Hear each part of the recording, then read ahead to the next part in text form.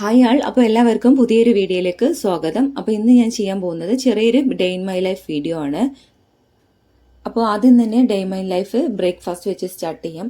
അപ്പോൾ ഇന്ന് ബ്രേക്ക്ഫാസ്റ്റിന് വെള്ളപ്പമായിരുന്നു. വെള്ളപ്പം അല്ലെങ്കിൽ പാലപ്പം ഒക്കെ പറയും. അപ്പോൾ അതാണ് ഇന്ന് ബ്രേക്ക്ഫാസ്റ്റിന് റെഡിയാക്കി എടുക്കുന്നത്.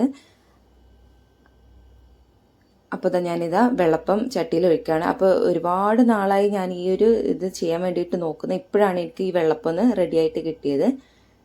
അപ്പോൾ ഞാനിത് എങ്ങനെ തയ്യാറാക്കിയതെന്ന് പറയാം, എങ്ങനെയാണ് ഇതിൻ്റെ മാവ് അരച്ചെടുത്തതെന്ന്. അപ്പോൾ എനിക്ക് ഉമ്മ പറഞ്ഞു തന്ന ഒരു റെസിപ്പിയാണ് ഞാൻ ഫോളോ ചെയ്യുന്നത്. ഒരുപാട് വീഡിയോസൊക്കെ കണ്ടിട്ട് ചെയ്ത് നോക്കിയിരുന്നു, പക്ഷെ അതൊന്നും ഇതുപോലെ റെഡിയായി കിട്ടിയില്ല. ഇപ്പോൾ ഇത് നല്ല സോഫ്റ്റ് ആയിട്ടുള്ള പാലപ്പാണ് റെഡി ആയിട്ടുള്ളത്.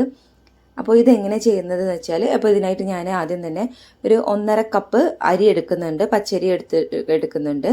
ഇനി ഇതിലേക്ക് ഒരു 1/2 കപ്പ് തേങ്ങ ചിരവിയത് എടുക്കുന്നുണ്ട്. അതുപോലെ നമ്മുടെ ഈസ്റ്റില്ല, ചെറിയൊരു ബോട്ടിൽ ഈസ്റ്റ് ആണല്ലോ, അതിൻ്റെ ഹാഫ് ഇടും. പിന്നെ ഇത് വെള്ളത്തിലൊന്ന് നന്നായിട്ടൊന്ന് ഒരു 3-4 മണിക്കൂർ കുതിർക്കാൻ വെക്കണം. അപ്പോൾ അതിനൊപ്പം തന്നെ വെള്ളം ചേർത്ത് കൊടുക്കുന്നുണ്ട്. അപ്പോൾ ഇനി ഇത് നന്നായിട്ടൊന്ന് കുതിർന്ന് വരണം. ഇനി ഇത് ഞാൻ രാത്രിയിലാണ് അരച്ചെടുക്കുന്നത്. ഒരു 3-4 മണിക്കൂർ വെള്ളത്തിൽ സോക്ക് ചെയ്തതിന് ശേഷമാണ് അരച്ചെടുക്കുന്നത്. അപ്പോൾ ആ ഒരു വെള്ളത്തിൽ തന്നെയാണ്, അതിലാണ് നമ്മൾ ഈസ്റ്റ് ഉള്ളത്, അതുപോലെ ഈ തേങ്ങയൊക്കെ ഉള്ളത്. അപ്പോൾ ആ ഒരു വെള്ളത്തിൽ തന്നെയാണ് ഇത് അരച്ചെടുക്കുന്നത്. അപ്പോൾ തലേ ദിവസം രാത്രിയിലാണ് ഞാനിത് അരച്ച് വെച്ചത്. അപ്പോൾ നന്നായിട്ട് അരച്ചെടുത്തിട്ടുണ്ട്. ആ ഒരു തരിതരിയൊക്കെ പോകുന്നത് വരെ നന്നായിട്ട് അരച്ചെടുക്കണം. അപ്പോൾ ഇതാ മാവ് അരച്ചെടുത്തിട്ടുണ്ട്. പിന്നെ അരച്ചെടുക്കും വേണമെങ്കിൽ കുറച്ച് ചോറ്, ഒരു 1/4 കപ്പ് ചോറും കൂടെ ചേർത്തിട്ട് അരച്ചെടുക്കാം, കുറച്ചും കൂടി സോഫ്റ്റായി കിട്ടും. അപ്പോൾ ഇതാ മാവ് അരച്ചെടുത്തിട്ടുണ്ട്. ഇനി ഇതിലേക്ക് നമുക്ക് ഉപ്പ് ചേർത്ത് കൊടുക്കാം. ഉപ്പ് ചേർത്തിട്ട് നന്നായിട്ടൊന്ന് മിക്സ് ചെയ്തെടുക്കുക. അപ്പോൾ ഇത് നമുക്ക് ഓവർനൈറ്റ് റെസ്റ്റ് ചെയ്യാൻ വേണ്ടിയിട്ട് വെക്കാം. ഇനി നമുക്കിത് രാവിലെ നോക്കാം. അപ്പോൾ നന്നായിട്ട് ആ ഒരു പുളിയൊക്കെ കിട്ടും.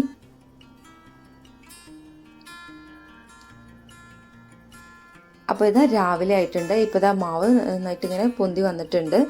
അപ്പോൾ ഇത് ഒന്നും കൂടി നന്നായിട്ടൊന്ന് മിക്സ് ചെയ്തെടുക്കാം. നന്നായിട്ടൊന്ന് മിക്സ് ചെയ്തതിന് ശേഷം നമുക്ക് ഇതൊന്ന് ചട്ടിയിൽ ഒഴിച്ചു കൊടുക്കാം. അപ്പോൾ ഈ ഒരു പാലപ്പത്തിൻ്റെ ചട്ടി നന്നായിട്ട് ചൂടായിട്ട് വന്നിട്ടുണ്ട്. അപ്പോൾ ഇത് നോൺ സ്റ്റിക്ക് ആകുമ്പോൾ നമുക്ക് എണ്ണ പുരട്ടേണ്ട ആവശ്യമൊന്നുമില്ല. ജസ്റ്റ് മാവ് ഒഴിച്ചു കൊടുത്താൽ മതി, എന്നിട്ടൊന്ന് ചുറ്റിച്ചു കൊടുത്താൽ മതി. അപ്പോൾ ഇത് നല്ല സോഫ്റ്റ് ആയിട്ടുള്ള പാലപ്പം റെഡി ആയിട്ടുണ്ട്. അപ്പോൾ നിങ്ങൾ ഇതുവരെ ഈ ഒരു വെള്ളപ്പം ശരിയാത്തവരാണെങ്കിൽ ഇതുപോലെ ഒന്ന് ട്രൈ ചെയ്ത് നോക്കുക. വളരെ സിമ്പിളാണ്. അപ്പോൾ അങ്ങനെ ബ്രേക്ക്ഫാസ്റ്റ് ഒക്കെ കഴിഞ്ഞു. ഇപ്പോൾ ഒരു 10 മണി ആയിട്ടുണ്ട്. അപ്പോൾ നല്ല വെയിൽ വന്ന സമയമാണ്. അപ്പോൾ ഞാനിതാ മോനുള്ള കുറുക്കിന് വേണ്ടിയിട്ടുള്ള നേന്ത്രക്കായ ഉണക്കിയെടുക്കുകയാണ്. അപ്പോൾ ഈ ഒരു സമയത്ത് മുറ്റത്ത് ഉണക്കായിട്ട് കഴിഞ്ഞാൽ ഒരു ഈവനിങ് ഒക്കെ ആകുമ്പോൾ അത് നന്നായിട്ട് ഉണങ്ങി കിട്ടും. അപ്പോൾ ഇനിയിപ്പോൾ ഞാൻ മക്കൾക്ക് വേണ്ടിയിട്ടൊരു പുഡിങ് തയ്യാറാക്കി എടുക്കുകയാണ്. നമ്മുടെ കസ്റ്റാർഡ് കാരമൽ പുഡിങ്ങാണ്, ക്രമേ പുഡിംഗ് എന്നൊക്കെ പറയില്ല, ക്രമേ കാരമൽ പുഡിങ്ങാണ് ചെയ്യുന്നത്. അപ്പോൾ ഇത് എല്ലാവർക്കും അറിയുന്നുണ്ടാവും, ഞാൻ റെസിപ്പി ഒന്നും ചെയ്യുന്നില്ല. അപ്പോൾ ആദ്യം ഇതുപോലെ കാരമൽ തയ്യാറാക്കി എടുത്തിട്ടുണ്ട്. അതിൻ്റെ മുകളിൽ കസ്റ്റാർഡ് ഒഴിച്ചു കൊടുക്കുകയാണ്. ഇനി ഒന്ന് റെഫ്രിജറേറ്റ് ചെയ്തെടുക്കണം, ഒന്ന് തണുപ്പിച്ചെടുക്കണം. അപ്പോൾ ഒരു ഈവനിങ് ഒക്കെ ആകുമ്പോഴേക്ക് ഇത് സെറ്റാവും. അപ്പോൾ അത് സെറ്റായി കഴിഞ്ഞാൽ നമുക്കതിങ്ങനെ കമിഴ്ത്തി നോക്കാം. അപ്പോൾ നമ്മുടെ പുഡിങ് റെഡിയായി. ഇനിയിപ്പോൾ കുറച്ച് ചക്ക കിട്ടിയിട്ടുണ്ട്, നല്ല മൂത്ത ചക്ക കിട്ടിയിട്ടുണ്ട്. അപ്പോൾ ചക്ക വറുത്തത്, ചക്ക ഉപ്പേരി ഉണ്ടാക്കാമെന്ന് എഴുതിയിട്ട് ഇതുപോലെ നീളത്തിൽ അരിഞ്ഞെടുത്തിട്ടുണ്ട്. എന്നിട്ട് അതിലേക്ക് ഒരു അല്പം മഞ്ഞളും അതുപോലെ ഒത്തിരി മുളക് പൊടി ഇട്ടിട്ട്, പിന്നെ കറിവേപ്പില ഇട്ട് കഴിഞ്ഞാൽ നല്ലൊരു ടേസ്റ്റാണ്. ആവശ്യത്തിന് ഉപ്പും കൂടി ചേർത്തിട്ട് ഒന്ന് ഫ്രൈ ചെയ്തെടുക്കുന്നുണ്ട്. അപ്പോൾ ഇങ്ങനെ ഫ്രൈ ചെയ്തെടുത്ത് കഴിഞ്ഞാൽ നമുക്കത് കുറച്ച് ദിവസം അധികം സൂക്ഷിക്കാം. അപ്പോൾ ഒത്തിരി ചക്കയൊക്കെ കിട്ടുന്ന സമയത്ത് ഇതുപോലെ വറുത്ത് വെച്ച് കഴിഞ്ഞാൽ നമുക്ക് സ്നാക്കൊക്കെ ആയിട്ട് കഴിക്കുക. കുട്ടികൾക്കൊക്കെ നല്ലതാണ്, കുട്ടികൾക്കൊക്കെ നന്നായിട്ട് ഇഷ്ടപ്പെടും. അപ്പോൾ അതിന് വേണ്ടിയിട്ട് ഞാൻ കുറച്ച് ചക്ക വറുത്ത് വെക്കുകയാണ്. പിന്നെ ലഞ്ചിന് വേണ്ടിയിട്ട് സ്പെഷ്യൽ എന്ന് പറയാൻ പുളിഞ്ചി തയ്യാറാക്കുന്നുണ്ട്. പുളിഞ്ചി അല്ലെങ്കിൽ ഇഞ്ചിപ്പുളി എന്നൊക്കെ പറയില്ലേ. അപ്പോൾ ഇത് പുളിയും ശർക്കരയും ചേർത്തിട്ട് നന്നായിട്ട് തിളപ്പിച്ചെടുക്കുകയാണ്. തിളപ്പിച്ചതിന് ശേഷമാണ് ഈ ഒരു എണ്ണയിലിട്ട് വറുത്ത് വെച്ചിട്ടുള്ള വെളുത്തുള്ളി, ഇഞ്ചി, അതുപോലെ പച്ചമുളക് ചേർത്ത് കൊടുക്കുന്നത്. അപ്പോൾ ഇത് അടുപ്പിൽ മൺചട്ടിയിലാണ് ഇത് തയ്യാറാക്കി എടുക്കുന്നത്. അങ്ങനെ എടുക്കുമ്പോൾ നല്ലൊരു ടേസ്റ്റാണ്. അടുപ്പിൽ വെച്ചിട്ട് ഈ ഒരു ചട്ടിയിൽ വെച്ചിട്ട് തയ്യാറാക്കുമ്പോൾ. പിന്നെ അത് കഴിഞ്ഞ് ലഞ്ചൊന്നും ഞാൻ കാണിക്കുന്നില്ല. അതിനുശേഷം നമുക്ക് മോൻ്റെ ബർത്ത്ഡേ പാർട്ടിക്കുള്ള ഒരു വെന്യൂ സെലക്ട് ചെയ്യാൻ വേണ്ടിയിട്ട് പോയതാണ്. അപ്പോൾ നമ്മൾ എത്തിയിട്ടുള്ളത് കേക്ക് സ്റ്റുഡിയോ ആണ് നമ്മൾ ഓപ്റ്റ് ചെയ്തിട്ടുള്ളത്. അപ്പോൾ ഈ ഒരു ഏരിയയാണ് നമ്മൾ സെലക്ട് ചെയ്തത്. അവിടെ ഒരു ചെറിയ പാർട്ടി ഹാളൊക്കെ ഉണ്ട്, പക്ഷെ നമ്മൾ ഈ ഒരു നല്ല ലൈറ്റിങ് കാര്യങ്ങളൊക്കെ ഈ ഒരു വാളാണ് സെലക്ട് ചെയ്തത്. പിന്നെ നമ്മൾ അവിടുന്ന് ചെറുതായിട്ട് ജ്യൂസ്, കോഫി അതൊക്കെ കഴിച്ചിരുന്നു. പിന്നെ ഇത് നെക്സ്റ്റ് ഡേ ആണ് കേട്ടോ. നെക്സ്റ്റ് ഡേ നമ്മൾ നമ്മുടെ അടുത്തുള്ളൊരു പട്ടാമ്പി അടുത്തുള്ളൊരു വെള്ളിയാങ്കൽ എന്ന് പറയും, അവിടെ ഉള്ളൊരു നീള പാർക്ക് എന്ന് പറയും, ഈ ഒരു ഏരിയയിലുള്ളവർക്ക് അറിയുന്നുണ്ടാവും. അപ്പോൾ അവിടെ പോയിരുന്നു, അതാണ് ഞാൻ കാണിക്കുന്നത്. അപ്പോൾ ഇതിപ്പോൾ കുറച്ച് മുമ്പ് എടുത്തിട്ടുള്ള വീഡിയോ ആണ്, അതുകൊണ്ട് ഒരു വെക്കേഷൻ ടൈമാണ്.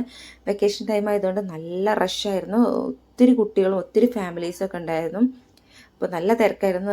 കുട്ടികൾക്കൊന്നും റൈഡിലൊന്നും കയറാൻ തന്നെ പറ്റുന്നുണ്ടായിരുന്നില്ല, അത്രയും നല്ല തിക്കും തിരക്കായിരുന്നു.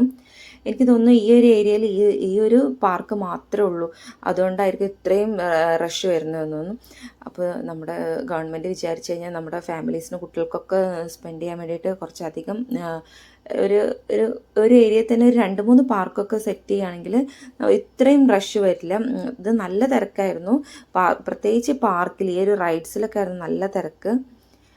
അപ്പോൾ ഈ ഒരു ഏരിയയിൽ ഈ ഒരു പാർക്ക് തന്നെ ഉള്ളൂ. അപ്പോൾ എൻ്റെ ഒരു റിക്വസ്റ്റാണ്, ഒരു ഏരിയയിൽ തന്നെ ഒരു 1, 2, 3 അല്ലെങ്കിൽ കുറച്ചും കൂടി കുറച്ചൊരു അധികം ഡിസ്റ്റൻസിലായാലും പാർക്കൊക്കെ ഇതുപോലെ സെറ്റ് ചെയ്ത് കഴിഞ്ഞാൽ നല്ലൊരു ടൂറിസം ഡെവലപ്പ് ചെയ്യുകയും ചെയ്യും.